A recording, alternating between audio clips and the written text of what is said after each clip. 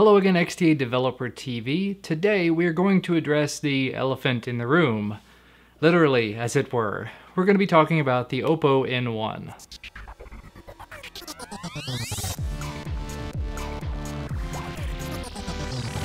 Now before you get started, yes, this is a ridiculously large device, and I am sure that this review is going to be littered with that's what she said jokes. We might even include the tally down in the corner or something. But let's go ahead and get started. If you're not familiar with the N1, this is a 5.9-inch display, 1920 by 1080 pixels. It comes with a Qualcomm Snapdragon 600 1.7 GHz quad-core processor, 2 GB of RAM, 16 or 32 GB of built-in storage depending on which model you go for, a whopping 3610 mAh battery, a 13 megapixel rear-facing camera, which is actually a rotating camera, so you've got a 13 megapixel front-facing camera with an f2.0 aperture, dual LED flash, Bluetooth 4, 802.11n, and a weird little clicky thing. Now let's go ahead and get on with my thoughts about the device. I've honestly been using this as my daily driver for about a month now. I normally do my reviews for about 2 weeks, but with this one with so many other things going on, couldn't get around to it. So it actually gave me time to try it out on both the ColorOS, which it comes with, and on OmniROM. Didn't have a chance to get CyanogenMod on it simply because lots and lots of stuff going on, no excuses there. But I did get sort of a taste of AOSP, and I got a taste of the ColorOS, which it was designed to come with Android 4.2.2. As far as the performance of the device and running under different versions of software, performance really is great, as you would expect. It's a Snapdragon 600, it's got lots of RAM, it's got enough storage for a lot of people. If you want more storage, I don't believe it has micro SD. I can't find a slot on it, and it does not have a removable back, so I will assume it does not have micro SD storage. So do make sure that you buy the appropriate one if you're interested in picking this up. And as far as actual performance differences between ColorOS and AOSP, OmniROM in this case, there's a little bit of a difference there, but that's primarily just having a skin on top of it versus not. And more of that is just the animations. It's not really going to add to actual performance of the device. The biggest difference there is Jelly Bean versus Kitkat. OmniROM that I'm running is actually a version of Kitkat. It's still very kind of early, but it does work pretty well, even though I will say the battery life on it leaves a little to be desired. When I can drain the battery in the course of a day and it's a 3600 mAh battery, there's probably something not quite right about the ROM. But yeah, other than that, like I said, performance was just awesome.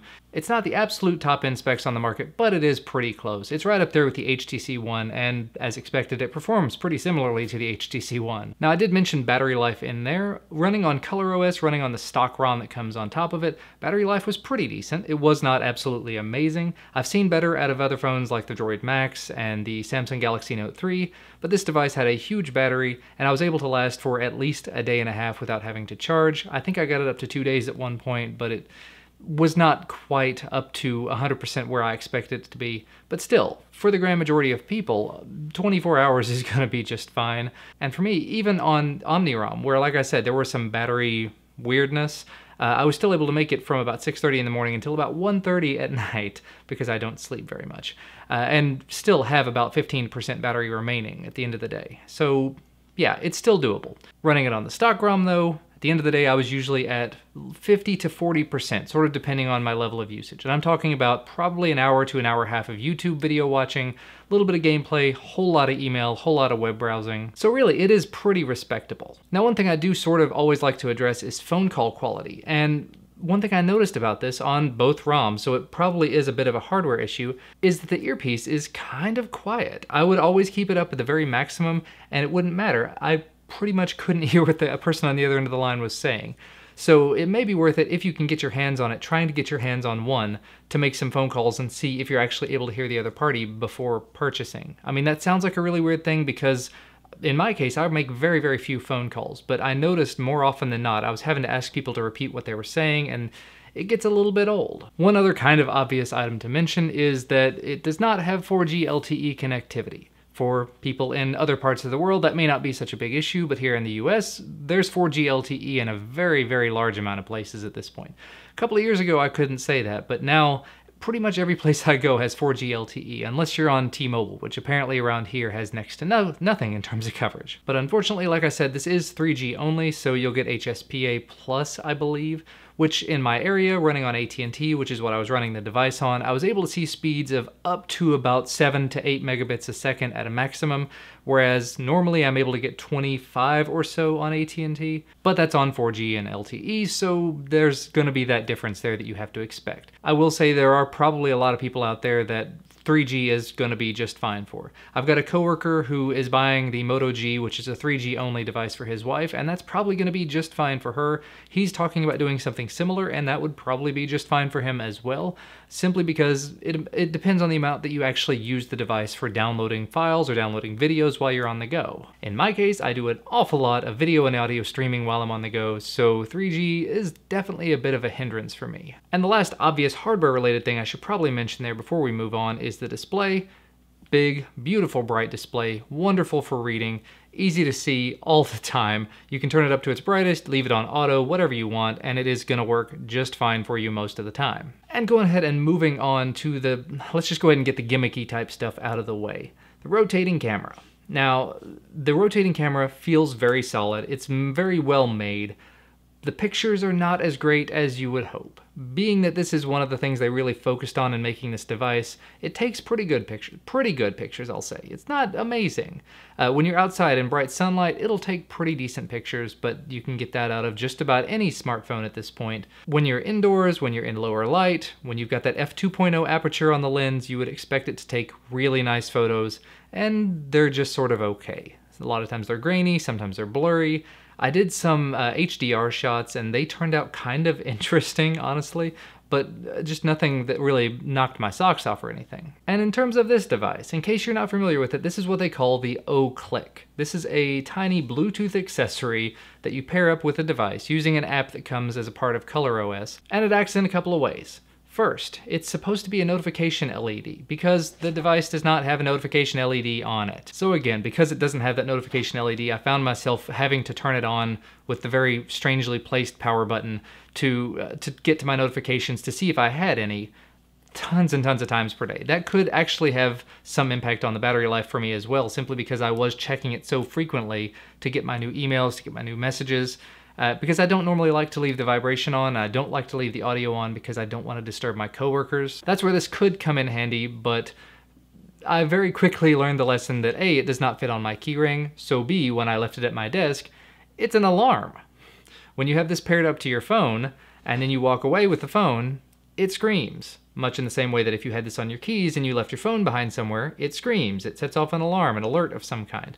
I didn't even really get to hear it. I just know I left it at my desk and then went to a meeting, and one of my coworkers caught me afterwards and said, "By the way, this thing was on your desk screaming, fix it." So that's a potentially amazing thing that turned out to be a bummer for me. Just for me, could be good for you. The third purpose for this, and the reason why a lot of people will really enjoy it, is because it's the click. You can actually use this, like I said, as a Bluetooth device within 10 meters of the device to make it snap a photo, as long as you have the camera app open. So in theory, you can set this up on a ledge or something, put the front-facing camera toward you, and then use this to take selfies from distance, or use this to take a group shot or something. Now the problem with that is, unless you have something to hold it in place, or you have some very stable surface, if I set this down, it flops over, as you would expect. So, like I said, unless you have something to set it up against, and I have seen this in the wild when I was at the Big Android Barbecue, they had a little stand to set it up against, or they had the rest of their booth that they could prop it up against. Walking around in everyday life type situations, finding those kinds of ledges to set it against and the walls to place it up against to get that exact right angle and catch it at the right time is going to be more than a little awkward. And because it's not got a grippy finish on either side, you're not really going to be able to have it do something and not slide. So that's an awkward accessory for me. You may love that. If nothing else, you put it, flip the camera around, hit the camera button and hand it to your friend, and then take selfies of them from a distance. It'd be a good party trick, maybe. So yeah, those are the two things that really sort of make the N1 unique. They're the things that sort of make it stand out, and for me, I'm not a huge fan of either one. I like the idea of being able to rotate the camera around for selfie type video and have the same kind of video quality as you'd get when it's rear facing. But actually on the stock software, as soon as you flip it around, the options change. They go from where you've got HDR and you've got a whole bunch of video modes to like beauty shot and normal. And that's not as useful. But still, being able to flip it around and make videos, being able to flip it around and take photos and stuff like that, it's pretty decent and useful in that aspect, and it does feel solid, so I think it'll last for a good long while. And I guess the last thing to mention there is just the size. That's the thing that I'll close on.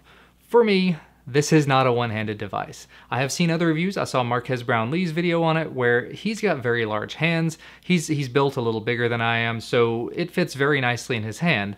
In my hand, as you can see, I have trouble holding it in place. I'm a little fidgety anyway, but I normally have to brace it with my little pinky finger here to hold it up while I try to do things on the screen. And as you can see, my finger will only go about halfway across the screen, which means if I hold it in my right hand like this, as you can probably see, I can't actually reach the icons in this part of the screen, and I can't reach the pull-down notification bar with one finger, which means it's a two-handed device, which for me, I'd rather be using a tablet if I'm gonna be using something of that size and that magnitude. The other really, really obvious problem with this, especially in my case, I've recently, in the last year, I've gone down several pant sizes, which means that my big baggy jeans I used to wear don't fit anymore, which means that very large phone doesn't fit particularly well in smaller pockets. Which means that once I get it in there and I sit down to drive, it becomes very difficult to pull it back out of the pocket. When I put it in there and I just sit down in my chair at work, if I sit down in a chair at work, because I stand normally anyway, it's very difficult to pull it out of a pocket. It's very difficult to sit down. It's just a very tight fit. So while this may be an excellent phone for a lot of people, for me, for my particular usage, it is extremely large, way too big for my hands. The novelty items as far as it's concerned, the rotating camera and the O-Click device, just are not for my needs. The connectivity is missing 4G and LTE, so that's not good for me. And so all around, for me, I'm not gonna give it a great review. For you, this may be entirely different. Honestly, like I said, the performance of the device is amazing, and for the price, it is a very large, very powerful device that's limited by 3G, that comes with a pretty decent camera and an interesting little click device to go along with it. But if I were throwing $600 at a phone, I would probably be looking at something not 3G and something that fits in my hand a little bit better. That's honestly why I own the Nexus 5 at this point, which is about the same kind of specs. It's actually a little bit more powerful, the Nexus 5 is, and it fits in my hand just a little bit better. Your experience may differ, your experience may vary. If you can get your hands on it and you're interested in it, get your hands on it before you buy it, simply because, like I said, I was extremely excited to get my hands on this, and once I got my hand on it, I couldn't get my hand on it. I had to use my hands on it, typing on it, and holding it. It's very, very difficult to hold. It's very difficult to get it into your pants and out of your pants. I can't stress that enough. And now that That's What She Said counter is up to 50 or 60, I'm sure that's probably enough to wrap things up for me for today. If there's anything else you'd like to know about it, feel free to let me know down in the comment section below, but I'm going to be sending it out tomorrow. It's going to go out to another XDA developer to actually do some development work on. So thanks to XDA for giving me the opportunity to take a look at this device for the last month or so. Sorry it took so long. Hopefully you guys enjoyed this video. If you did, a like would be appreciated down below the video. And remember, you can always subscribe to receive our content as soon as it becomes available. Thank you so much for watching though, and I'll see you again on Friday.